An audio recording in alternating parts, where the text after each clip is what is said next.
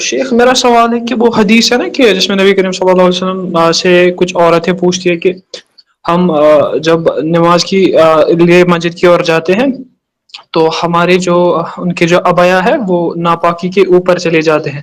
تو حضور صلی اللہ علیہ وسلم نے کہتے ہیں کہ جب آپ آگے چلو گے تو جو پاک رستہ آئے گا اس سے وہ پاک ہو جائیں گے. جی تو شیخ کیا یہ حکم جوتوں کے لیے بھی ہے؟ فار ایگزامپل اگر جوتے کسی ناپاک چیز پہ چلے جائیں اور آگے وہ پاک زمین پہ جائیں. جی شیخ دیکھیے میں آپ کو ایک اصولی بات بتاتا ہوں کتاب الطہارہ سے متعلق، طہارت کے باب سے متعلق ایک آپ قاعدہ یاد رکھیں. قاعدہ بتانے سے پہلے آپ یہ سمجھیں کہ طہارت دو طرح کی ہوتی ہے. کسی بھی فقہ کی کتاب کا پہلا صفحہ آپ کھولیں گے تو آپ کو یہ مسئلہ ملے گا. کسی بھی فقہ کی کتاب پہلا صفحہ یہیں سے شروع ہوگا. طہارت دو طرح کی ہوتی ہے، ایک طہارت الطہارہ من الحدث اور ایک الطہارہ من النجس یا الطہارہ من الخبث. الطہارہ من الحدث کا حدث اس کو کہتے ہیں ایسی ناپاکی جو معنوی ہے، جو عینی نہیں ہے، معنوی ہے، حسی نہیں ہے. جیسے ہمارا وضو ٹوٹ گیا، ہمارے اوپر غسل جنابت واجب ہو گیا، یہ اس کو حدث کہتے ہیں. ٹھیک ہے. اور ایک ہے الطہارہ من النجس. نجاست یہ حسی چیز ہے، عینی چیز ہے، مطلب کوئی چیز لگی ہوئی ہے اسی کو آپ کو پاک کرنا ہے. آپ کا جو سوال ہے یہ الطہارہ من النجس سے متعلق ہے. یعنی وہ جو سوال کیا ایک صحابیہ نے کہ میں انی امراۃ اطیل ذیلی، اس طرح کے حدیث کے الفاظ ہیں کہ میں ایسی عورت ہوں کہ میرا پائچہ لمبا ہوتا ہے، یعنی لمبا کپڑا رہتا ہے. اب اس سے ایک فائدہ آپ کے سوال سے ہٹ کر کے یہ حاصل ہوتا ہے اس حدیث سے کہ اس زمانے میں عورتیں ایسا کپڑا پہنتی تھیں جو زمین پر گھسٹتا تھا، یعنی ان کا پاؤں مکمل ڈھکا ہوتا تھا. اس ہمارے زمانے میں مرد حضرات بڑا پیجامہ پہنتے ہیں جو زمین پہ گھسٹتا ہے، اور بہت ساری عورتیں ایسا کپڑا یا جو ہے ایسی شلوار پہنتی ہیں کہ ان کا ٹخنا دکھ رہا ہوتا ہے، جبکہ الٹا ہونا چاہیے. مردوں کا ٹخنا دکھنا چاہیے، عورتوں کا ڈھکا ہونا چاہیے. جیسا کہ اس حدیث میں ہے کہ ان کا کپڑا زمین پہ گھسٹتا تھا تاکہ پورا پاؤں ڈھکا رہے.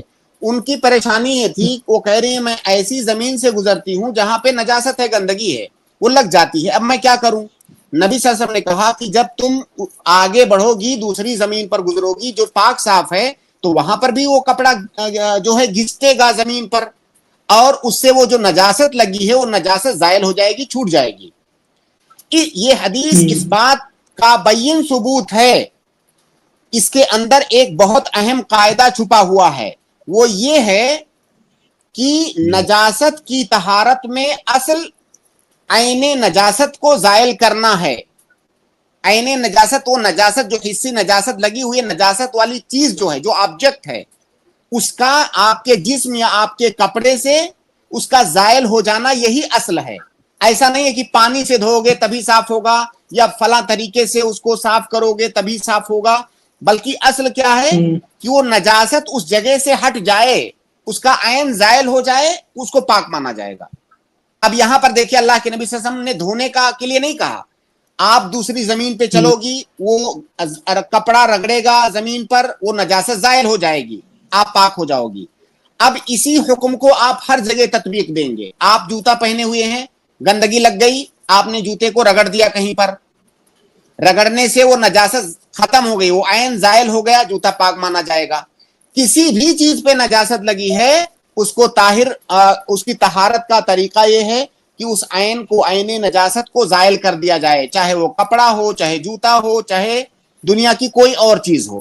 اگر الطہارہ من النجس آپ کو حاصل کرنا ہے تو اس عین نجاست کا زائل ہونا یہ شرط ہے. شرط یہ نہیں ہے کہ آپ کس طرح سے اس کو صاف کر رہے ہیں. جی شیخ اسی کے ساتھ مجھے ایک یہ بات بھی پوچھنی تھی. فار ایگزامپل ہمارے جو شو ہے وہ کسی ناپاک پانی پہ اگر ہم نے وہ چڑھ گئے تو کیا اس کے بعد وہ خود ہی سوکھ گئے، پھر ہم ایسے ہی چلے پاک زمین پہ، اور جو ہے کہ ہم نے جب اس کا جو باٹم دیکھا شو کا، نہ اس میں کوئی اسمیل تھی، نہ کچھ کوئی نجاست کی کوئی چیز اس پانی میں ملی ہوئی تھی فار ایگزامپل، تو کیا وہ پاک سمجھے جائیں گے حالانکہ وہ پہلے سوکھ گئے تھے، اس کے بعد ہم چلے؟ ابھی جو میں نے جتنی تفصیلات بتایا اس سے آپ کو واضح طور سے سمجھ میں آ جانا چاہیے. ہم نے بار بار یہ کہا کہ الاصل فی النجاسات ازالۃ العین، اس کا جو عین مطلب آبجیکٹ ہے وہ زائل ہونا چاہیے. طریقہ کچھ بھی ہو سکتا ہے، سوکھنے کا ہو سکتا ہے، رگڑنے کا ہو سکتا ہے، دھونے کا ہو سکتا ہے، بس اس کا عین زائل ہونا چاہیے. تو وہ تو جی پاک بھائی، سمجھی جائیں گے. فار ایگزامپل اس میں فار ایگزامپل وہ جی جو بھائی، باٹم ہے جی شو کا. بھائی، جی بھائی، میں ہاں وہی ہاں بات بتا رہا ہوں، پاک پاک سمجھے سمجھا جائیں گے. جائے گا. جی ٹھیک ہے، ٹھیک ٹھیک ٹھیک شکریہ، شکریہ جزاک شیخ. اللہ خیر.